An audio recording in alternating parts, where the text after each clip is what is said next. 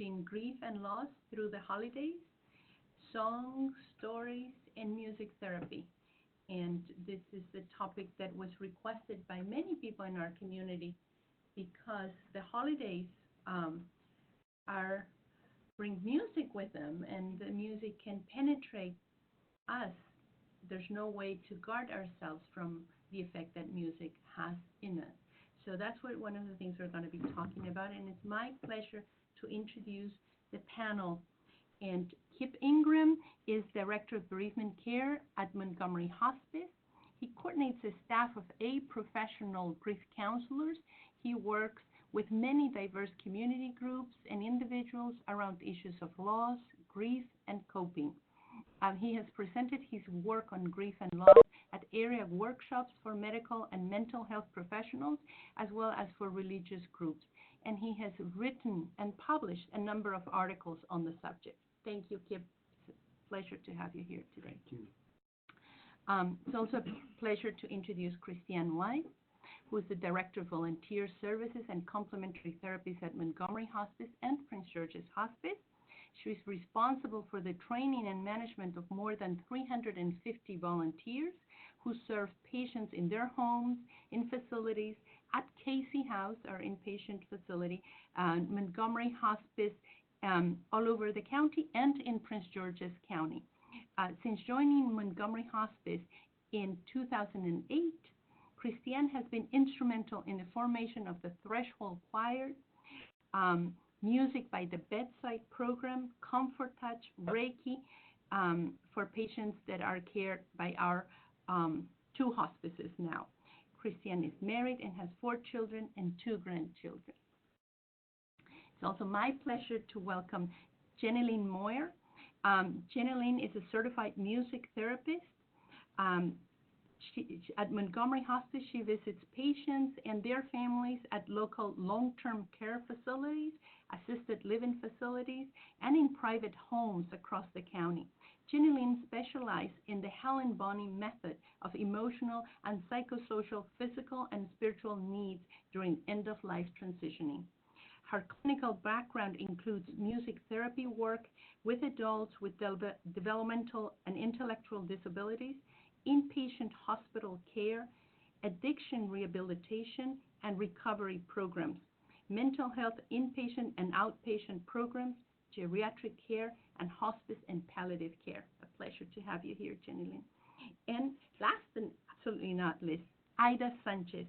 Ida is a board-certified music therapist. She also works with Montgomery Hospice and Prince George's Hospice. Ida is responsible for providing direct services to patients and families, assessing and implementing their therapeutic interventions with the purpose of improving and maintaining patients' quality of life. She often brings comfort with her music and frequently pulls from her rich heritage from Puerto Rico and the Dominican Republic to care for our diverse patients and families. Ida has a Bachelor's of Music Therapy from Sam Houston State University and a Master of Arts in Music Therapy for Berklee College of Music. Pleasure to have you here, Ida. So our goal for today, and we have amazingly qualified people, is the goals for today are 5. And we are going to be talking about grief.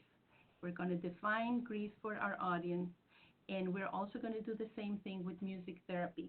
We're going to also talk about soulful music and explore the benefits and perhaps the burdens that it might bring sometimes for ourselves and the people that we care for.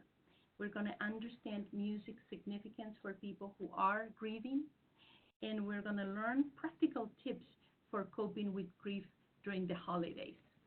So it's an ambitious agenda, and we are going to start with what is grief? Let's define that. Kip, I'm going to turn to you for that. Sure. Thank you, Monica. I think grief at its most basic is any response to a loss or an anticipated loss. And that can include a number of different elements. It can certainly be felt and expressed physically. Sometimes I hear people talking about how grief might interrupt their sleep or their eating. Certainly people express it through tears and through other physical means. It also can be expressed through emotional means as well. People talk about a range of feelings from sadness to isolation, from regret to anger. All of them can be normal, but there's a wide range of what can be felt emotionally when someone's grieving.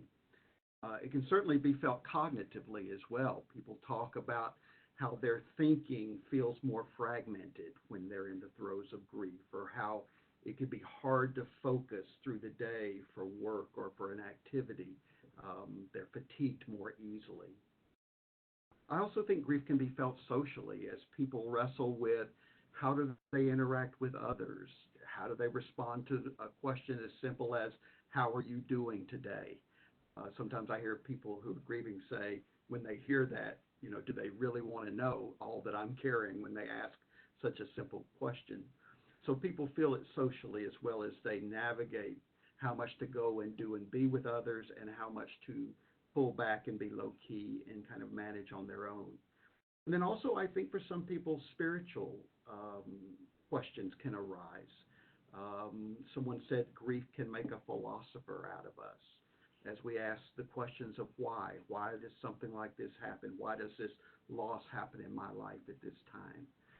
So everyone grieves differently, but grief can affect one at all of those different dimensions as they uniquely walk their journey. Is it a time frame? Because grief can hit you 10 years later. Yeah, So yeah. There's there's no limit, right? no, there's no time frame, and everyone's difference. There's certainly things that people can feel together, resonating with one another, commonalities. But everyone's journey is going to be different. It's going to be expressed differently, and there is no set formula for when it's going to end or something like that. Sometimes I'll get people who will ask me, can you tell me when this is going to be over? Or I actually had one gentleman one time who happened to be an engineer who said, can you tell me how to speed this up? But grief isn't a problem that you solve. It's really a mystery that we all walk with uniquely as individuals. And we have a lot of social workers in the audience today, so feel free to type in your questions on the chat box. We are paying attention to this chat box, and we want to take the time to answer those. So as we talk about grief, we want to talk about grief during the holidays. And Ida. I just had a question for Kit. Now that we're approaching the holidays, at times, with grief, we can carry a lot of guilt. And at times I've witnessed people experiencing certain levels of memory loss, to the extent where sometimes they can't even remember certain key elements that happened close to the death of their loved one, or they can remember too well some of those details. How does that kind of come into play during this time, or have you seen that happen? Oh, definitely, and thank you. That's a good question. I think in thinking about people who are grieving and dealing with holiday music, there are probably about, let's say, three challenges that I hear. One is certainly that music can be a trigger, and it can trigger exactly some of those memories. And sometimes those memories are tinged with guilt or regret. Sometimes they're just tinged with sadness. Other kinds of things can be connected, but music in and of itself can be a trigger. The second challenge, I think, is that music can isolate you when you're grieving. You hear the happy music around you, and you see lots of people with smiling faces, and people who are grieving often feel out of step with the world around them. And music can enhance that feeling when it's a very kind of happy in tone, and they don't feel like that's connecting with them. And the third thing that I think intensifies both of these others is that music is especially prevalent in public spaces in the holiday season. Everywhere we go, on the radio, you've got a channel dedicated to holiday music since, I think, mid-October. In stores when you walk in, on TV commercials, even at work sometimes. Religious communities have special concerts during the holidays. So music is everywhere in the holiday season. And that can be especially challenging for someone who's grieving, who really, what we're going to advocate here, needs to be more intentional about how they interact with music. Hmm. So today we're talking about understanding grief during the holidays and time to define what is normal, quotable quotes, right? But we're addressing this not only for the patients that we serve themselves, but we're including caregivers. We're including providers as we are, clinicians as we are, um, um, providing the care. Everybody can experience. So we want to take these webinar. Yes, we want to learn tools to use with the people that we care for, but we also want to think of ourselves. So um, I think we had a seminar at Strathmore earlier this year, and one of the things that Dr. Coleman said, that research shows that when you have a music therapy program, everybody in extended care facilities is better off. There's less turnover of staff, and so everybody benefits. But at the same time, during the holidays, maybe not everybody is going to benefit with some musical tones. So and so we want to include that if you have questions for yourself. And I really, as we approach the holidays and as providers, I think we always think of learning new things that we can apply as professionals. But I invite the audience today to think of yourselves as well and to ask personal questions as we talk about these topics. So we have a slide talking about what are some suitable therapeutic approaches for coping with grief during the holidays. And I'm going to turn to Ida about assumptions. What are these assumptions that we make? Sure. I actually was thinking about these on my way here today. As providers, as caregivers, as family and friends, sometimes we mean so well when we're trying to talk to somebody who has had a significant loss in their lives or a patient of ours. And those words technically are kind words, but the implications, what they can have, the meaning, I guess, the second sentence behind that phrase can sometimes be taken the wrong way. So, I mean, a very, very big one that I always see is, especially also in my community, is they're in a better place now. And as you may know, Monica, a lot of our community, or there's a big majority, not everybody, in the Hispanic community, Latinx community, is Catholic, has a Catholic background, and it's this assumption that this is the correct thing to say when somebody passes. They're in a better place right now. But when you're the person who's gone through that loss, there are certain connotations that a phrase like that can bring, can bring, and can kind of bring up something in you. It's like, okay, they're in a better place now. So does that mean that they're better off without me, or they're in a better place now? And the one I like to think about so much is, so stop feeling so bad because they're in a better place now. The other one that I can think of too is, this will make you a better person in the end, or also, you can always have another child, or you can always remarry. And it's almost as if, and I know at least in my community, death is like a big no-no. It's just something that you just don't talk about. You kind of, you try to deny or push back or ignore as much as you can, and it's something that you're sometimes trying to take away that pain from somebody.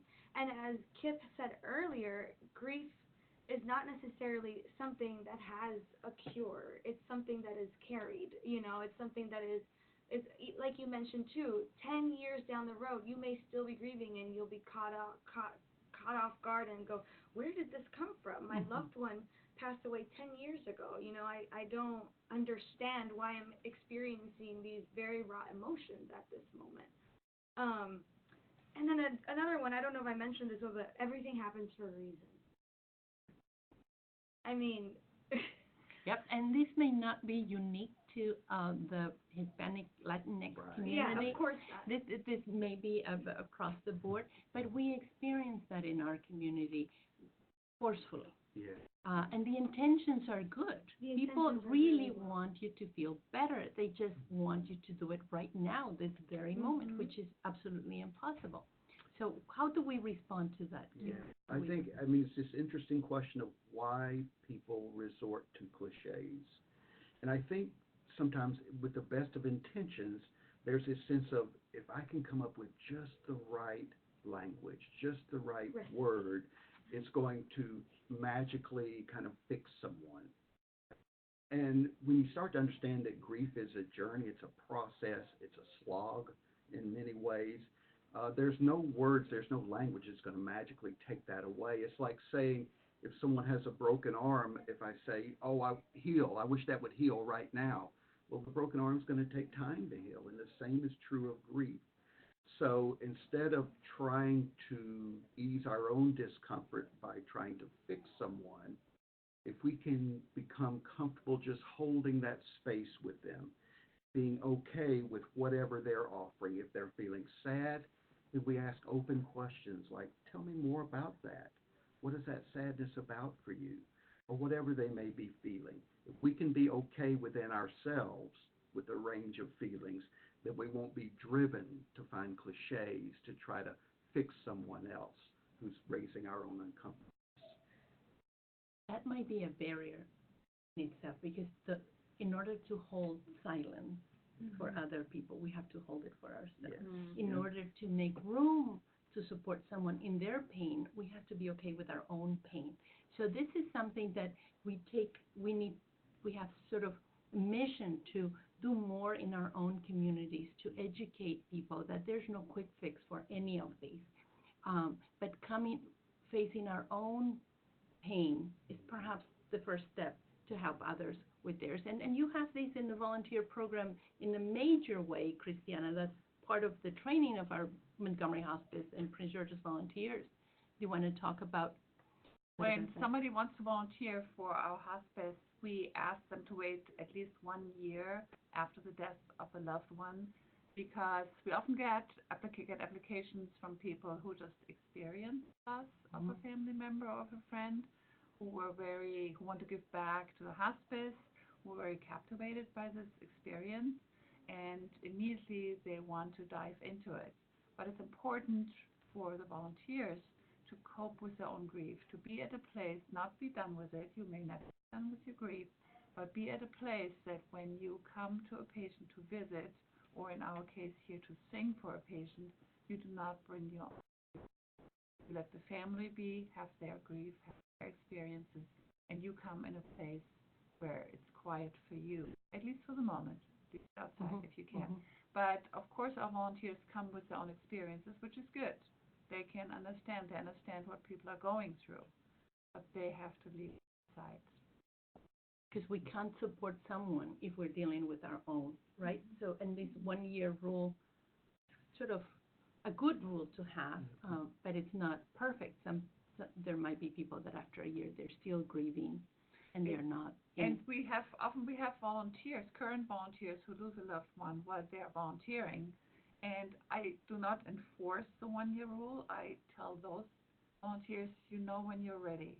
Some may be ready before the person who died was not that close to them. Some may need 2, 3, 4 years. And especially if it has been a very close family member, if it has been a child they lost, they will never get over it. But there is a time when they can give back in other ways or to a different population. So one of the reasons why we're mentioning this is part of the audience, these are people that are supporting others who are going through illnesses and clinicians that are working in the field. We experience losses as well, right? Thank you for bringing that up, because in listening to this conversation, I'm thinking of colleagues, and I know we have social workers also participating. So, I think it's appropriate that we talk about how we deal with grief and as we're working to provide comfort for our families and patients. Right, and are we taking, for volunteers at Montgomery Hospice, we have this 1 year rule. You take some time. So I think it's important to recognize as clinicians that when time is needed, when you really need to process your own losses, sort of help us make a point here, Kip.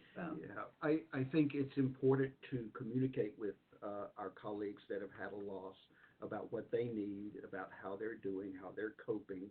Um, I think probably what's true for all of us and most of our listeners are we are pretty good at compartmentalizing. That's part of what enables us to do this work. So we're able to compartmentalize in a number of ways so that we can focus on work. But there also, as Christian was talking about, that felt sense of when that's not working for me, when what I'm carrying is spilling over into my work. And when you have that sense, it's important then to be very intentional about doing some specific things to take care of yourself, finding a good listening ear, taking time off when you need it. Whatever those kind of support mechanisms are, it's important to be intentional about finding them.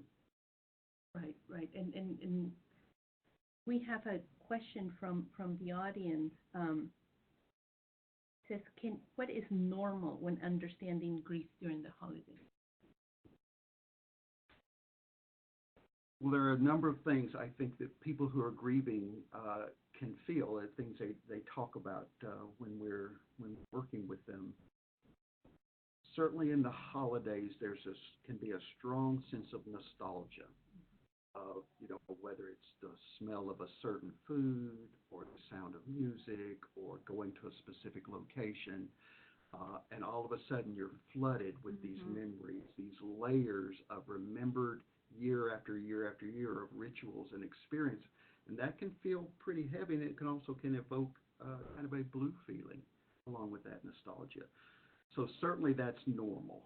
Many of us feel those kinds of things. Sometimes in holidays, feeling like we're not up to it to go to the party. We don't have the energy. We don't have the inclination. For people who are grieving, it can take a lot of energy just to be normal people. So recognizing that and being okay with yourself, saying, you know what, I don't have it tonight to go to this. I'm just going to kind of stay home and curl up on the sofa and have some downtime and not feel like there's anything wrong with you. That there's anything pathological, but that's just part of grief. The ins and outs, the ups and downs of grief come, and they're just really intensified during the holiday season.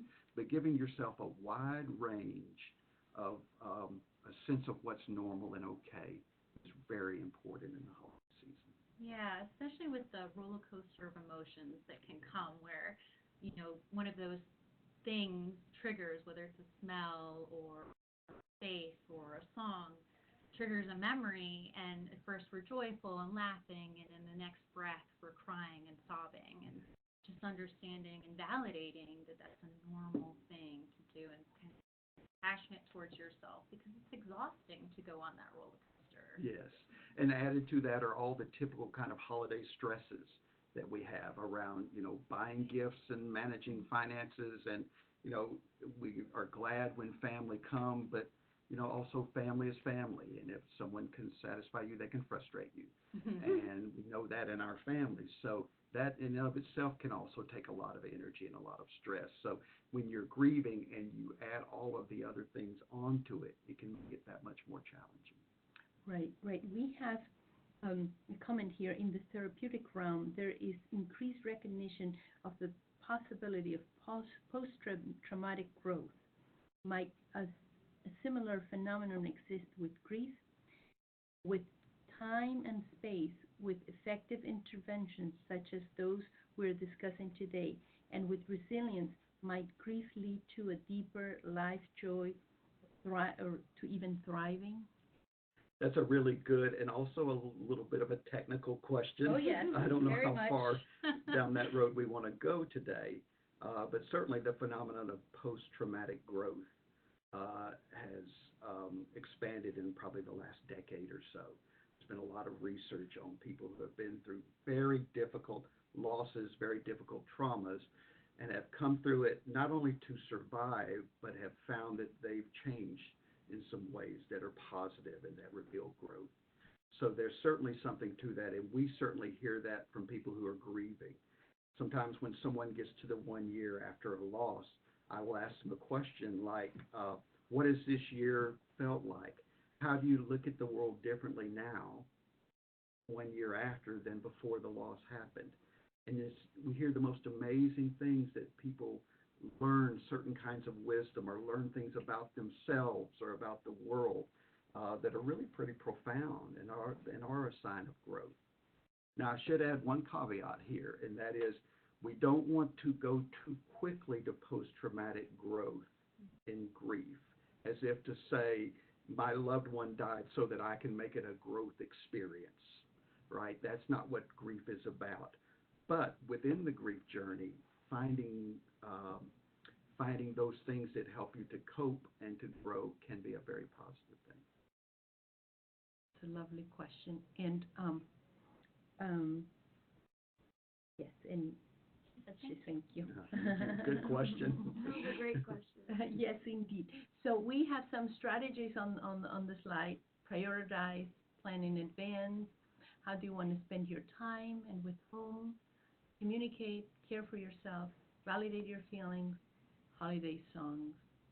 So these are just thoughts that we're sharing with you. And now we can go into our we have a question for the audience. We're taking a quiz here.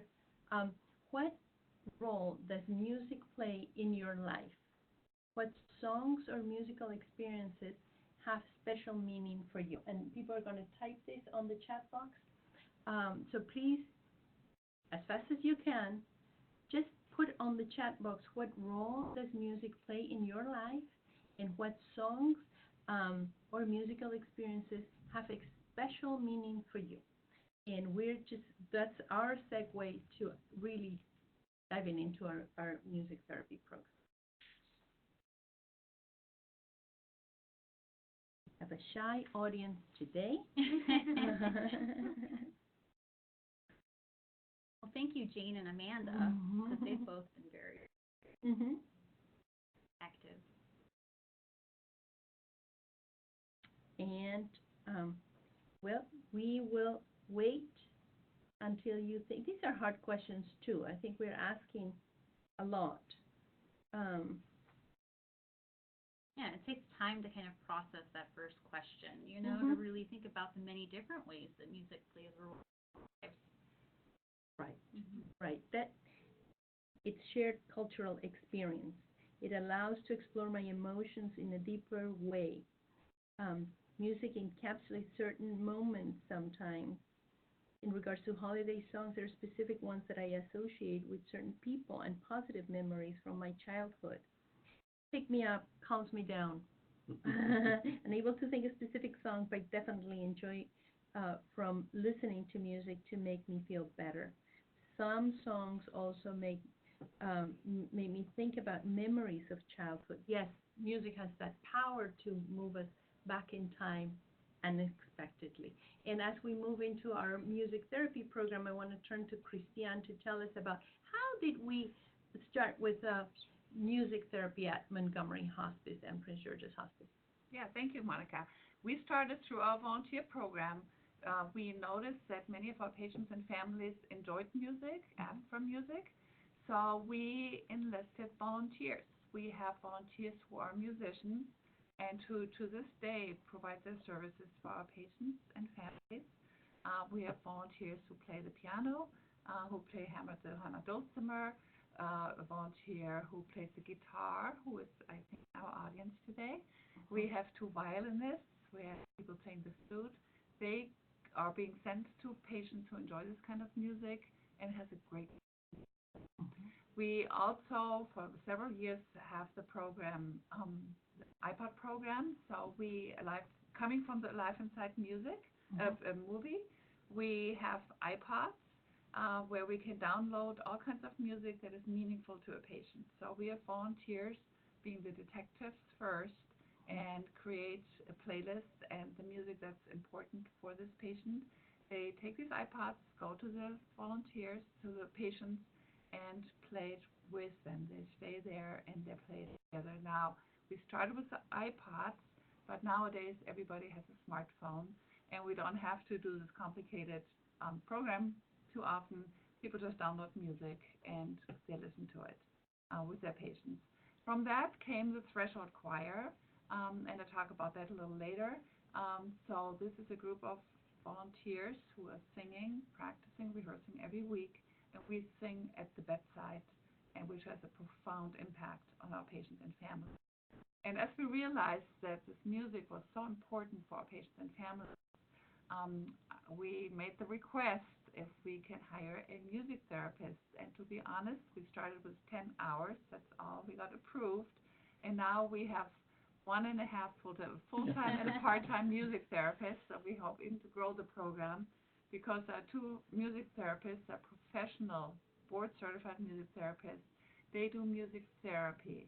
The volunteers provide music at the bedside, and it's lovely. It's wonderful. But our music therapists use the music to do actual therapy with the patients and the family. They will talk about those profound impacts. Turn to Jenny. You want to talk about what is music therapy? Well, the American Music Therapy Association defines music therapy as the clinical based use of music interventions to accomplish individualized goals, non-musical goals, with a therapeutic relationship by a credentialed professional, a board-certified music therapist who has completed the approved music therapy university, done a 6-month internship, and then has passed a 3-hour board exam, of course, to get her credential. So it's an established health profession in which music is used within a therapeutic relationship to address many goals: physical, emotional, cognitive, and social, and spiritual. After assessing the strengths and the needs of each client, the therapist provides the indicated treatment, including the creating the therapeutic context. Well, we do lots of different things. We introduce singing, movement to music, and listening to music. And through this involvement in the therapeutic context, clients' abilities are strengthened and transferred to other areas in their lives. Music therapy also provides avenues of communication that can be helpful for those who find it difficult to express themselves in words. Research in music therapy supports its effectiveness in many areas such as overall physical rehabilitation and facilitating movement, increasing people's motivation to become engaged in their treatment, providing emotional support for clients and their families, and providing an outlet for expression of feelings. So there's a lot that happens in music therapy, in other words. That was a lot of text, but Yeah. we want examples. Ida, tell us what is music therapy, given an example. And I think one of the most important things to remember, first and foremost, is that music therapists are allied health professionals. So we are allied health professionals, and we do address all of those different goals that Jenny Lynn was just mentioning. And we carry the initials MTBC, which stand for Music Therapist Board Certified. So we also have to sit for our boards, go through our boards, so that we are qualified afterwards. There's a very rigorous process Exactly. before you are Exactly. certified. Yeah, exactly. Yeah. And most importantly, it's also evidence-based. So we're not just making things up, but our training comes from different types of journals that have different types of techniques that have taught us how to address different scenarios, whatever that may be. And within the realm of music therapy, just like therapists in general, they specialize in different types of populations and different types of settings. And Jenny Lynn and I are hospice music therapists. Just like there may be a medical music therapist that works in the medical setting, whether it be pediatrics or adult hospitals. Just like there might be a psychiatric music therapist that works in either a correctional facility and a mental health facility. So it's a big realm. Each is a whole area of expertise by Exactly. themselves. That's what you're saying. And so Okay. in that story, I think it's best to start off with my hospice story, is what I like to call it, and it's what brought me to work in hospice. So just as you probably have heard in our bios, Jenny Lynn and I both worked in many different settings in the past, and it got us a very good idea of what music therapy looks like in those different settings. And then eventually we found our path to hospice at the end of, so working with the end of life. And my particular scenario at the time, I was working at a hospital, the bone marrow unit, and I had actually just started working there. So it was a very, very new setting to me. And as I was working there, I was working in other settings as well, but I was new to that bone marrow unit. And I met this young patient, he was in his 20s at the time, and he had leukemia. So him and his family had to relocate from India to California. That's where I was working for the first 5 years of my profession. And so he had located to California. He had always said he would never move to America, but he ended up in America because it was a very highly respected hospital where his uncle at the time, who was an oncologist, had referred him to that hospital. So I started seeing this man, the nurses at the nursing station referred me to this patient, and I started seeing him, and it turned out that I started seeing him 3 times a week for 2 hours at a time for a total of 6 months. And throughout that process, the biggest thing that I was noticing was his decline. And music therapists in general are taught to document through the progress of what the patient is doing. And I didn't know how to do that with him because all I saw more and more as the weeks progressed, as the months progressed, was increasingly more and more decline. And so I was very conflicted because this was something very new to me that I wasn't used to. And throughout the process, of course, we were using music as the main tool to focus on his goals. So he had a big issue with pain. And at that time, the hospital was addressing his physical pain, but his emotional and spiritual pain was being neglected at the time. And so that was my main role there, is You used music to address exactly. that. And so we use live meditation. We use imagery, but Jenny Lynn can talk about guided imagery more in depth later. We use imagery. We use So how did you active create making. music with him? Of course. So Because being from India, I'm thinking it's foreign. it is. So tell us that part. So there are different tools and different instruments that we can use. And at the time, I first started off with percussive instruments, and he spoke English, so he did like some American music, but he forced me to learn music in his language. He said, "Ida, I need you to learn music in Tamil. That's what I want you to So learn." this illustrates the power of music and how meaningful it is to people to provide music in their culture with things that speak Exactly. to them. Exactly. I have a question for both of you as music therapists. How do you know, this will be a little bit of my ignorance, but also I think some of our listeners might be interested. How do you know what kind of music to play for someone? How do you know what styles, what approaches is going to work with someone? That's a really good question because it's not just necessarily what is their favorite music. Of course, it's really important to know what their music is and to be able to provide it live. Music therapists are required to be proficient with piano, guitar, and voice in a way that's authentic to the song and relatable and not so unlike the original that it's not. But it's really important for us to be aware of why we're using the music because we have a lot of patients that, hospice care that come from the era of big bands, and it's a really exciting, stimulating music. And so, if we're dealing with someone or trying to help them when they have a lot of anxiety or a lot of pain that's difficult to manage, we want to be really mindful about the tempo of the music, the volume of the music, and how they're receiving it.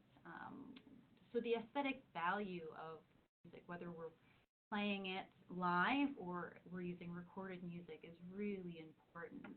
So again, and I'm sorry to kind of go on a rant about the definition of music therapy, but it's important for us to understand that we're always thinking about what's the goal, what is the purpose, and that's usually non-musical. Sometimes family members do want us to help them identify meaningful music, such as like funeral planning, and that would be an music related. But I hope that answers your question. I mean, I think each of us could go on and on about it, and especially during the holidays, we're really mindful about lyrical context. What is the story being told here? And fortunately, Ida and I have wonderfully skilled voices. I'm not trying to pipe my own horn, but the aesthetic quality and the beauty of the voice really helps to really emphasize the words and thoughtful in how you're singing them in a way that's validating that person's relationship with the song. And thinking about music and how it changes throughout our lives. Some of our listeners have talked a little bit about it. Reminds me of my childhood. And one particular song might remind you of a certain memory of your childhood, but then maybe it changes a little bit in your 30s, and then maybe you become a grandmother. And so we have this really wonderful opportunity to sit with them and validate all of those things just through one song. Mm-hmm. May I share a story to what Jenny Lynn just said? We always say we meet them where they are, and we try to meet our patients and families where they are. The Threshold Choir was asked to sing for a patient. He happened to be from India too. He was the patriarch of the family. He was actively dying. The whole family was gathered, and 4 singers went in to sing for this family. Now, we didn't really know Indian songs, and we picked very quiet songs, and they couldn't really get the connection until one son said, "Can you sing Yellow Submarine?" Mm-hmm. And Jenny Lynn just mentioned big band. Now, Yellow Submarine is not exactly a quiet song you want to die to. So the patient was in his bed. Both sons on each side held his hand. He was not really responding. And they started to sing Yellow Submarine really slow to match the breathing of the patient. And the family joined in. And this whole family, 20 people in the room, sang really slow Yellow Submarine. And the patient raised his hands and directed the family in singing the song. So it does not matter what we think is the right song, but if it has meaning for the patients, we sing it and we meet them where they are. It's a beautiful story and powerful. Just need to make a connection to that. But I would like to have examples of how you as music therapists create a song, change the tempo, emphasize some words, why you do that sort of. Unfortunately, we can't sing one right now, but can you describe that? Because I think it's important to establish the difference of, just playing a song that is meaningful to me and brings me back to my childhood to having a music therapist work with me in a moment. So I would like, if one goal at the end of the webinar, to know the difference. So can you illustrate that with examples? Well, I will do my best. What I'm thinking about, what pops into my mind right away is songwriting as a means of validation. Sometimes picking the right song is very helpful, a familiar song, and using that. But, when you have emotions that are difficult to process, start improvising with your instruments and trying to match, what is the emotion here, and encouraging them to just start to sort of speak different ideas. And in that improvisation, you begin the songwriting process. And that can be very rewarding if it's just a very simple lyric, or it can just end up being a very long, very cathartic experience for someone. How can we capture that in a way other than through those different types of experiences, improvisation and songwriting? It's very personal, I guess is what I'm getting at. Do you do songs that you record for families to listen to after their loved one is gone? Do you? It's really a case-by-case basis. Sometimes it's appropriate to do that, and other times it's not. And so it depends on the relationship we have established. I've definitely done that with families when there were like young children. I've recorded songs where we do a close method, where it's a familiar song and we take out certain names or words, and we put in more personalized words and family names, kind of as a legacy project, for example. And it's like a type of songwriting experience. And I kind of want to give Ida a chance to answer the question. I just want to go back and remind everybody that there are a lot of assumptions around music, and there are a lot of assumptions on art therapy, music therapy, the creative arts in general as a therapeutic medium. Many times I've been asked, So if you sing a song to me, it'll just make me feel better. And it's very important to as a reminder to all of us that music therapy and the creative process is not a cure.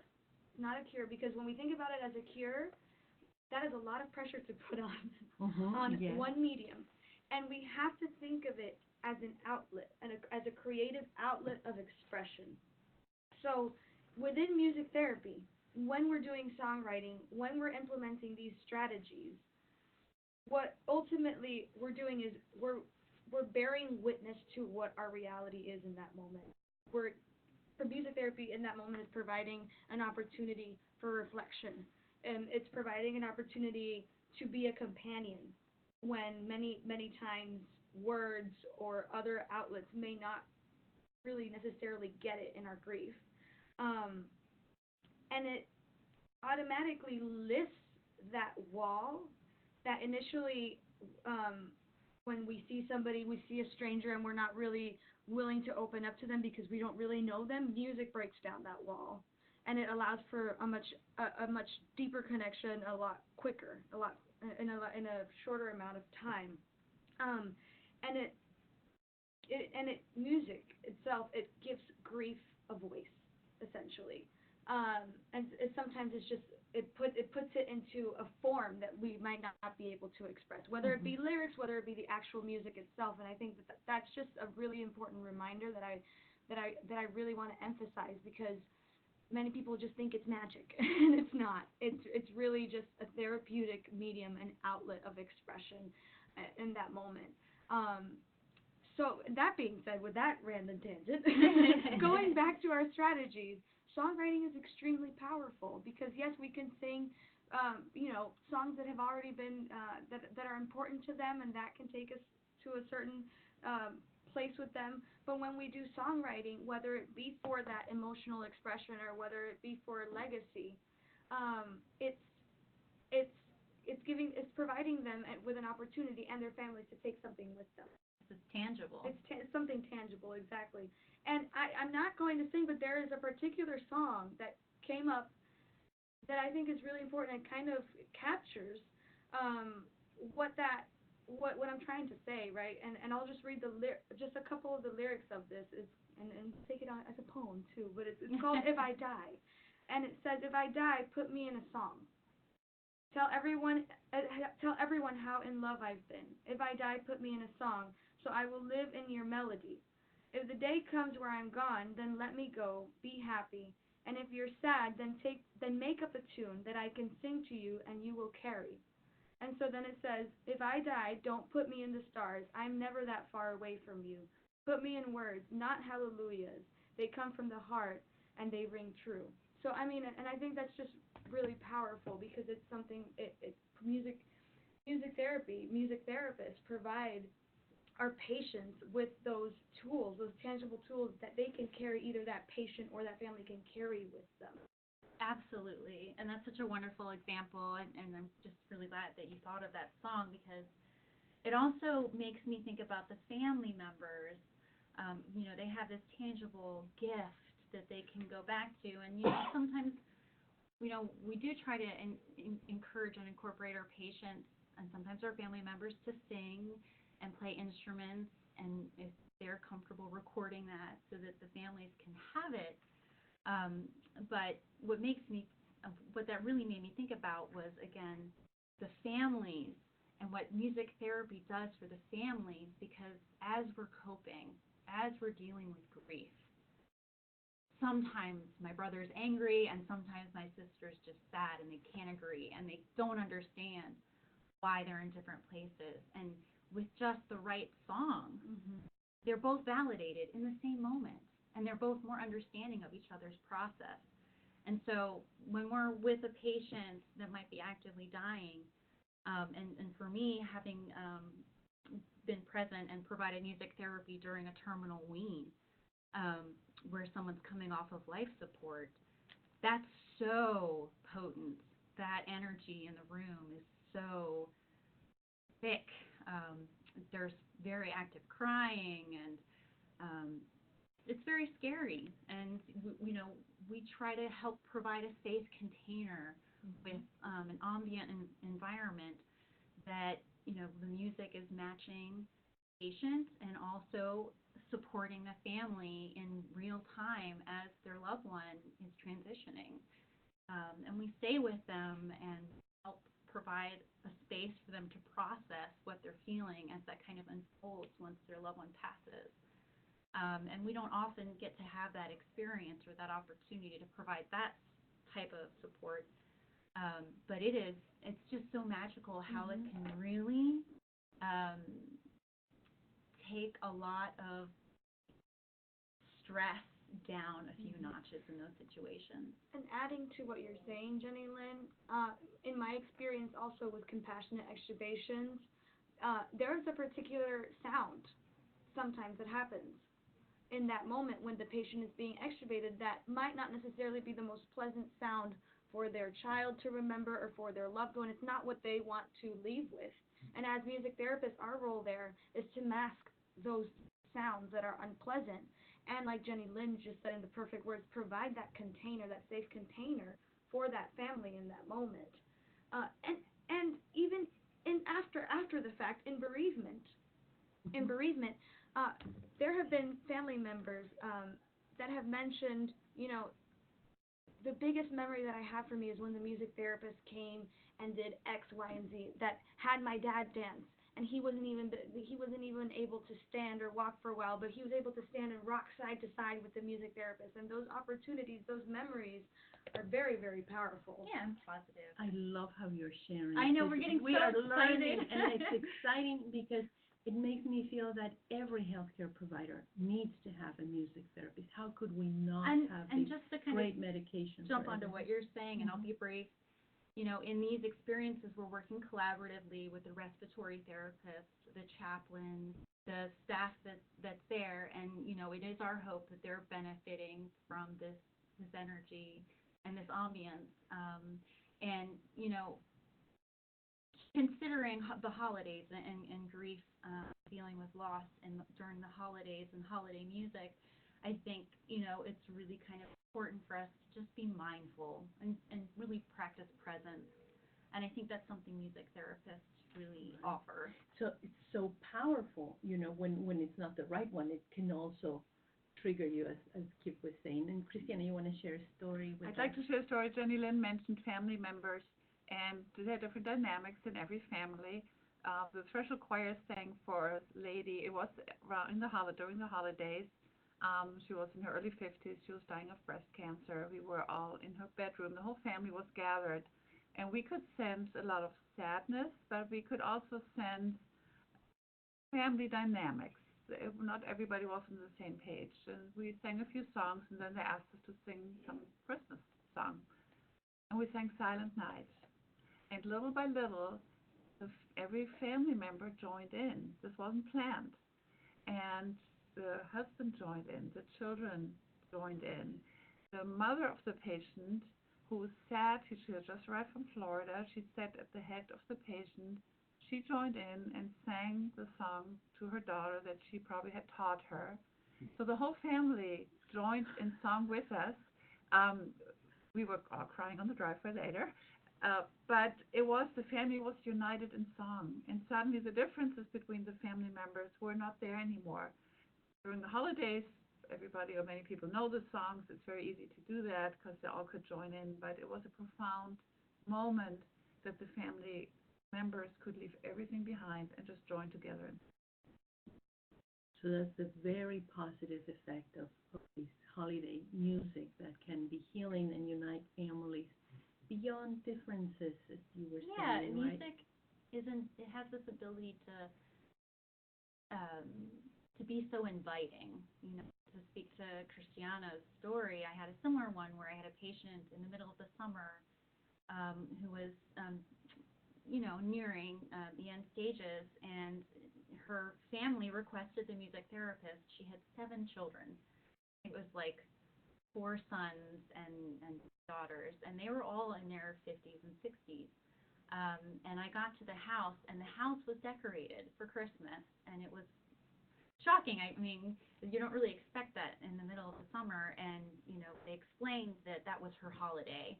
And that was something that she, November 1st was getting ready to decorate and celebrate and have the family. And there was a lot of sadness in that space as well. And some people really weren't comfortable. Some of her children weren't comfortable being at the bedside. I think that they were having a lot of denial, just difficulty being present to what was happening. And I went to the bedside and I sat down and I started to play some more of the religious holiday songs as requested by one of her daughters. Gradually, they began to kind of pop in, and by the end of my visit, all but one of them were standing around singing with me. It was such a beautiful thing to see how this familiar music that's been so symbolic in this woman's life brought her family together in a way that validated them and nurtured them during a difficult time for the patient. And what a gift you gave to the patient that her children were united singing. Right, yeah. And I've experienced some of your singing and Ida's singing, and it's powerful. It's just, there's something in your voices that it really touches deep, deep inside. You can't just sit there. You start crying just now I'm hearing the story, I'm feeling like, oh my God. And we're going to share your recordings with the audience. We're not sharing them during this webinar, but at the end, we're going to send all of the recordings so the audience can have examples of the stories that we're sharing. And we have 5 more minutes. And I want to ask Ida, one of your things, the theme of your master's thesis is multicultural music therapy. So you want to talk about a little bit about that? Sure.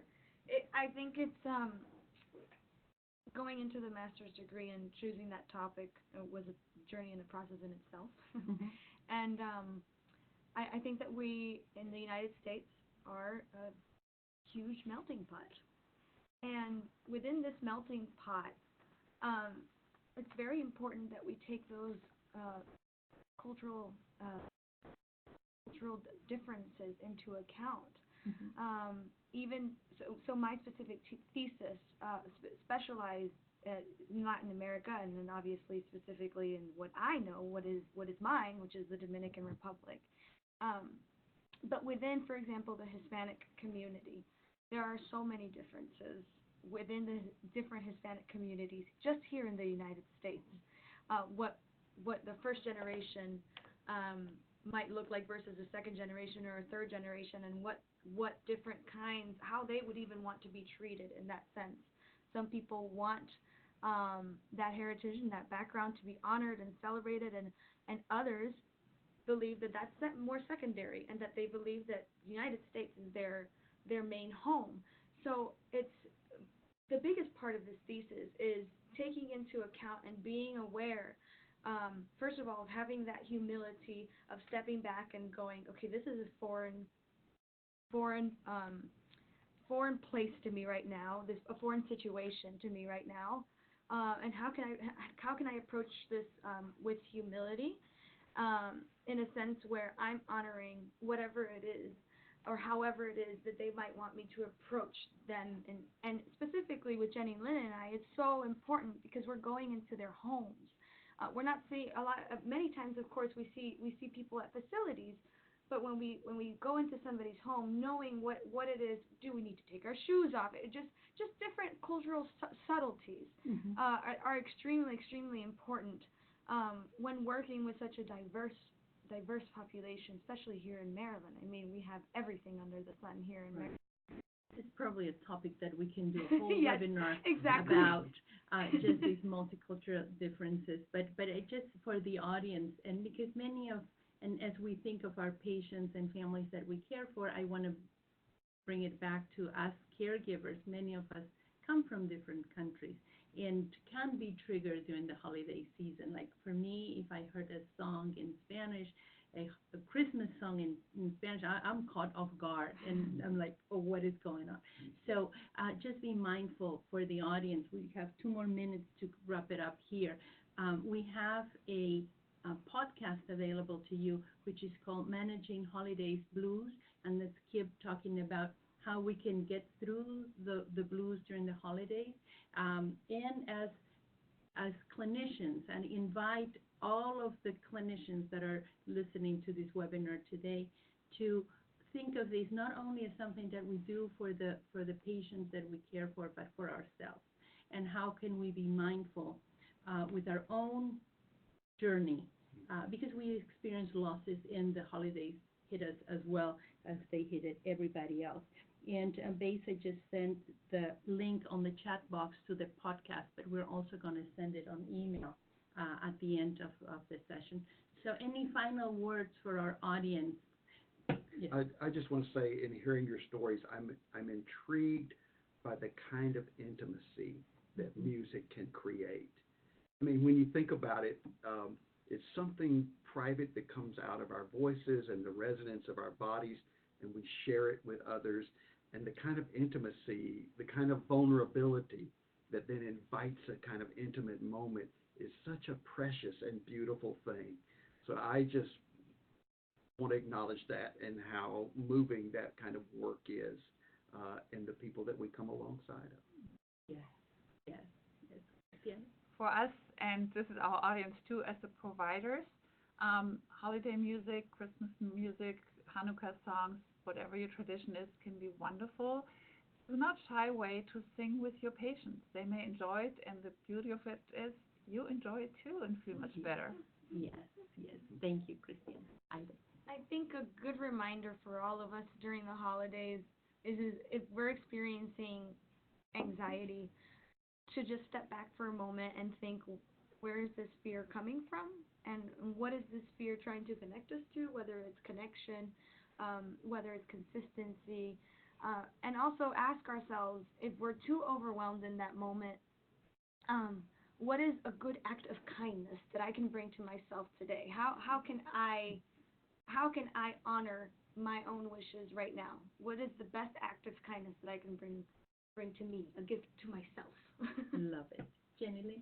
Well, I think Ida took the words right out of my mouth, because I think kindness is so important to everything, that even what Kip just said, we're very humbled by the work that we do to share a sacred space with our patients, and to just know that walking through life, everyone has at some point dealt with grief, just to be mindful everyone's process, whether or not we know what that is, and to just, invite kindness for ourselves and for others.